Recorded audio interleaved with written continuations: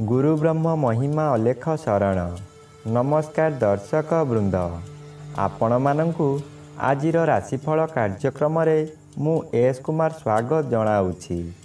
प्रतिदिन निजर राशिफल जानिबा पई गुरुकृपा यूट्यूब चैनल को सब्सक्राइब करंतु और पाखरे थिबा बेल आइकन को प्रेस करी ऑल नोटिफिकेशन ऑन करी दियंतु, जहा फल रे आमे जेते बेले वीडियो अपलोड करिवो प्रथमे आपण वीडियो देखि पारिबे। आमर यही वीडियो रे आपण संपूर्ण पंचांग सहित मेष ठारू मीन पर्यंत 12 गोटी राशिर राशिफल विषय रे जानि पारिबे। वीडियो को दयाकरी शेष पर्यंत देखंतु।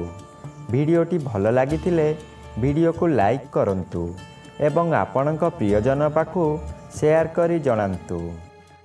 एबे आसंतु जानिबा आज दिनर संपूर्ण पंचांग विषय। आज 2025 मसीहा अगस्ट मास 15 तारिख शुक्रवार, दिल्ली शराब्द सन 1432 साल, स्वाधीन भारताब्द 78 वर्ष, महिमाद 198 वर्ष, उत्कल गजपति श्री श्री गजपति दिव्यसिंहदेव महाराजांकर 68 अंक, सौरस्व श्रावण मास 31 दिन, चांद्रमते भाद्र कृष्ण पक्ष सप्तमी तिथि, रात्रि 12 घंटा 23 मिनिट पर्यंत।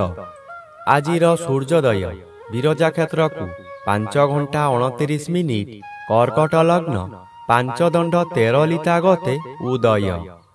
आजिर सूर्यास्त विरजा क्षेत्र को 6 घंटा 10 मिनिट, मकर लग्न 4 दंड 17 लिता गते अस्त। आज मेष चंद्र 60 दंड, अश्विनी नक्षत्र दिबा 8 घंटा पर्यंत, एहा परे द्विजा नक्षत्र। आज जन्मित शिशुर मेष राशि, क्षत्रिय वर्ण देवगण, दिबा 8 घंटा गते नरगण। आज मृत व्यक्तिर दिबा 11 घंटा 23 मिनिट मध्ये एक पाद पुष्कर दोष। निषिद्ध खाद्य आज ताल भोजन निषेध अटे।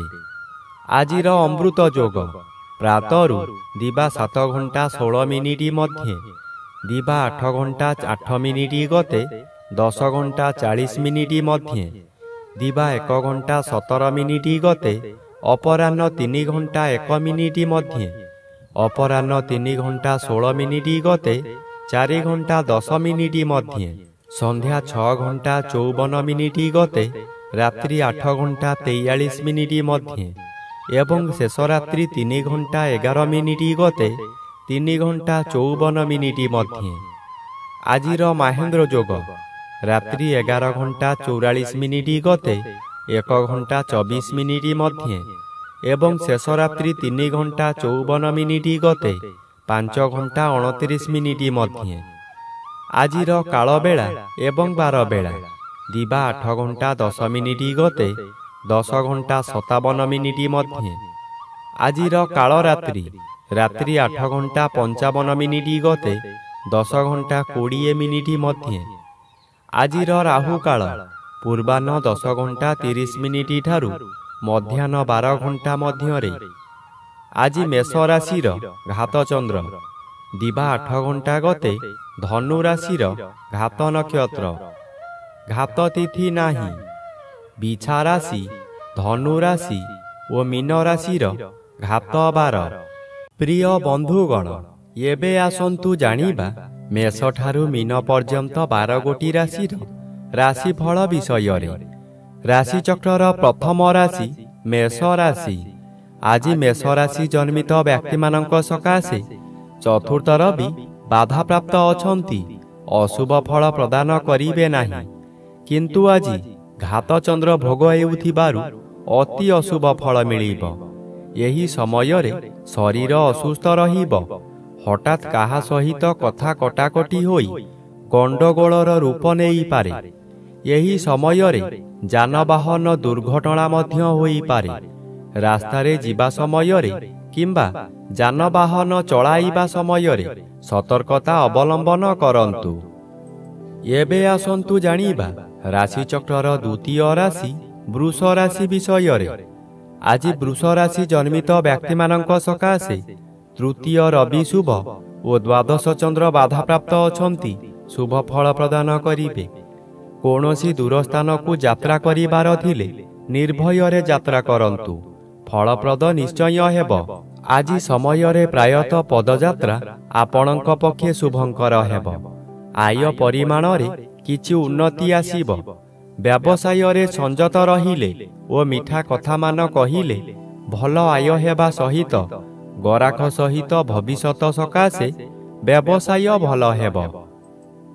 ଏବେ ଆସନ୍ତୁ ଜାଣିବା ରାଶିଚକ୍ରର ତୃତୀୟ ରାଶି ମିଥୁନ ରାଶି ବିଷୟରେ। ଆଜି ମିଥୁନ ରାଶି ଜନ୍ମିତ ବ୍ୟକ୍ତିମାନଙ୍କ ସକାଶେ ଏକାଦଶ ସ୍ଥାନରେ ଚନ୍ଦ୍ରଗୋଚର କରୁଛନ୍ତି, ଶୁଭ ଫଳ ପ୍ରଦାନ କରିବେ। ଆପଣ ବହୁଦିନରୁ ଯେଉଁ କାର୍ଯ୍ୟ ସକାଶେ ଅପେକ୍ଷା କରିଥିଲେ ତାହା ଏହି ସମୟରେ ନିଶ୍ଚୟ ପୂରଣ ହେବ। କୌଣସି ଅଫିସରଙ୍କ ସାକ୍ଷାତ ପାଉନଥିଲେ, ଏବେ ତାଙ୍କ ସହିତ ସାକ୍ଷାତ ହେବ। ତାଙ୍କ ସହଯୋଗରେ ଆପଣ ବହୁ ନୂତନ କାମ ପାଇ ଉପକୃତ ହେବେ। ନୂତନ ଅଳଙ୍କାର ବ୍ୟବହାର କରିବେ। ପରିବାର ଆପଣଙ୍କୁ ସପୋର୍ଟ କରିବ। ଏବେ ଆସନ୍ତୁ ଜାଣିବା ରାଶିଚକ୍ରର ଚତୁର୍ଥ ରାଶି କର୍କଟ ରାଶି ବିଷୟରେ।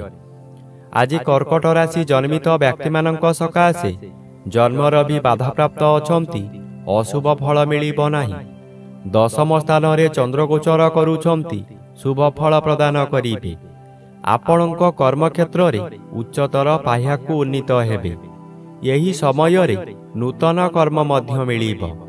ଯେକୌଣସି କାମ କରନ୍ତୁ ତହିଁରେ ସଫଳତା ମିଳିବ। ଉପରିସ୍ଥ ଅଫିସରଙ୍କ ଠାରୁ ପ୍ରଶଂସାମାନ ମିଳିବ। ପ୍ରତିଷ୍ଠା ଲାଭ କରିବେ। ଆପଣଙ୍କ କାର୍ଯ୍ୟ ଦେଖି ସାଥୀ କର୍ମଚାରୀମାନେ ଆପଣଙ୍କୁ ଅନୁକରଣ କରିବେ ଓ ସଫଳତାର ସୂତ୍ର ଶିକ୍ଷା କରିବେ। ଏବେ ଆସନ୍ତୁ ଜାଣିବା ରାଶିଚକ୍ରର ପଞ୍ଚମ ରାଶି ସିଂହ ରାଶି ବିଷୟରେ। ଆଜି ସିଂହ ରାଶି ଜନ୍ମିତ ବ୍ୟକ୍ତିମାନଙ୍କ ସକାଶେ ଦ୍ୱାଦଶର ବି ବାଧାପ୍ରାପ୍ତ ଅଛନ୍ତି, ଅଶୁଭ ଫଳ ପ୍ରଦାନ କରିବେ ନାହିଁ। କିନ୍ତୁ ନବମ ସ୍ଥାନରେ ଚନ୍ଦ୍ରଗୋଚର କରୁଛନ୍ତି, ଅଶୁଭ ଫଳ ପ୍ରଦାନ କରିବେ। ପିତୃପୀଡ଼ା ଓ ଗୁରୁଜନ ପୀଡ଼ା ଦେଖାଦେବ। ଯେଉଁଆଡ଼େ ଯିବେ ଆପଣଙ୍କୁ ଲୋକମାନେ ପରିହାସ କରିବେ। ଯେଉଁ ଲୋକ ଆପଣଙ୍କୁ ସମ୍ମାନ ଦେଉଥିଲେ ସେହି ଲୋକମାନେ ପରିହାସ କରିବେ। ଆପଣଙ୍କର ଦୋଷ ଦୁର୍ବଳତା ସବୁ ପଦାରେ ପଡ଼ିଯିବ। ଘୋର ଅପମାନରେ ଜର୍ଜରିତ ହୋଇ ମଥା ବିଚଳିତ ହୋଇଯିବ। ଏବେ ଆସନ୍ତୁ ଜାଣିବା ରାଶିଚକ୍ରର ଷଷ୍ଠ ରାଶି କନ୍ୟା ରାଶି ବିଷୟରେ। ଆଜି କନ୍ୟା ରାଶି ଜନ୍ମିତ ବ୍ୟକ୍ତିମାନଙ୍କ ସକାଶେ ଅଷ୍ଟମ ଚନ୍ଦ୍ର ଅନ୍ୟ ଗ୍ରହ ଦ୍ୱାରା ବାଧା ପାଉଥିବାରୁ ଅଶୁଭ ଫଳ କମ୍ ମିଳିବ। ବନ୍ଧୁ ବିବାଦ ସ୍ଥଗିତ ରହିପାରେ। ଯାହା ଅଧିକ କ୍ଷତି ହେବାର ଥିବ ସେଠାରେ ଅଳ୍ପରେ କ୍ଷୟକ୍ଷତି ହେବ। କୌଣସି ଦୈବୀ ଶକ୍ତି ଆପଣଙ୍କୁ ସାହାଯ୍ୟ କରିବ, ତଥାପି ଦୁର୍ଘଟଣାକୁ ଏଡ଼ାଇ ଦେଇ ହେବ ନାହିଁ।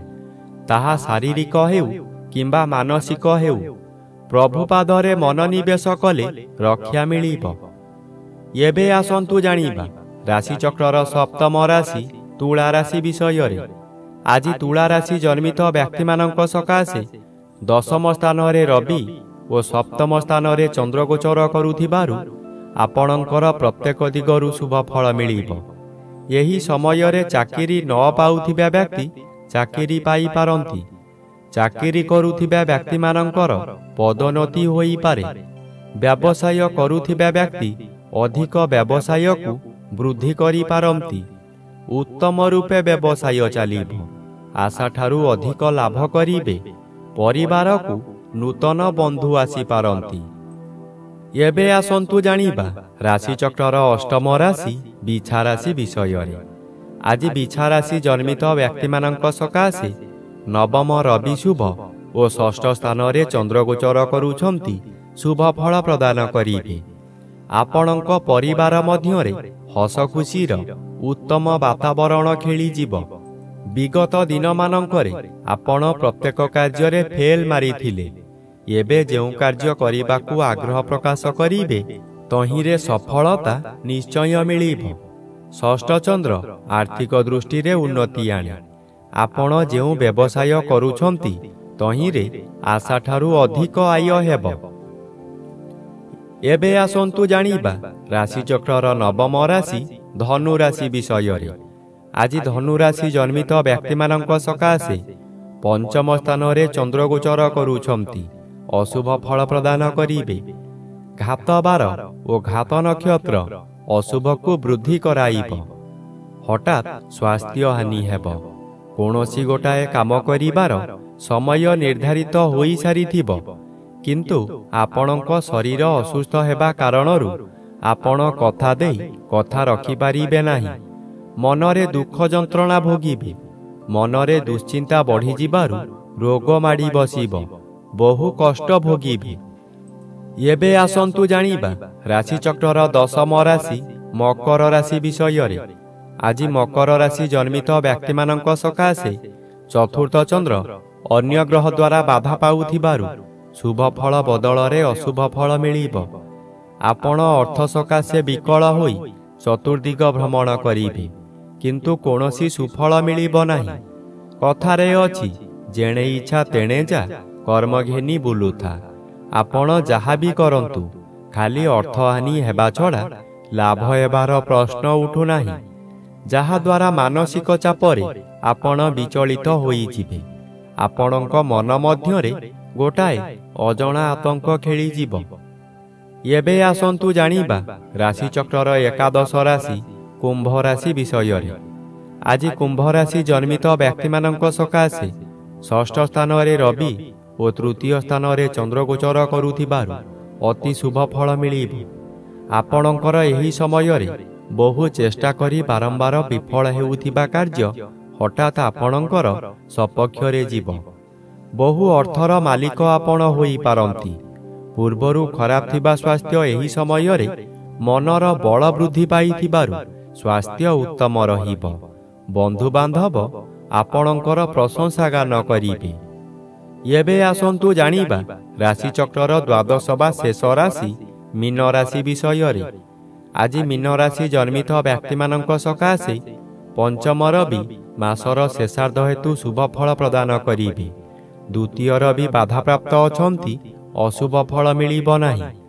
ଆପଣଙ୍କୁ କିଛି ବ୍ୟକ୍ତି ଅସହଯୋଗ କରୁଥିବା ସ୍ଥଳେ ଅନ୍ୟ କିଛି ବ୍ୟକ୍ତି ସହଯୋଗର ହାତ ବଢ଼ାଇ ଆପଣଙ୍କୁ ଉଚ୍ଚକୁ ଉଠାଇ ନେବେ। ବାଧା ଆସୁଥିବା ସ୍ଥାନରୁ ବିଳମ୍ବରେ ହେଉ ପଛେ ସଫଳତା ମିଳିବ। ଆପଣଙ୍କ ଉଦ୍ୟମ ଫଳପ୍ରଦ ହେବ। ଉତ୍ତର ଦିଗରୁ କୌଣସି ବ୍ୟକ୍ତି ଆପଣଙ୍କ ସହିତ ଯୋଗାଯୋଗ କରି ଶୁଭ ଖବର ଦେବେ।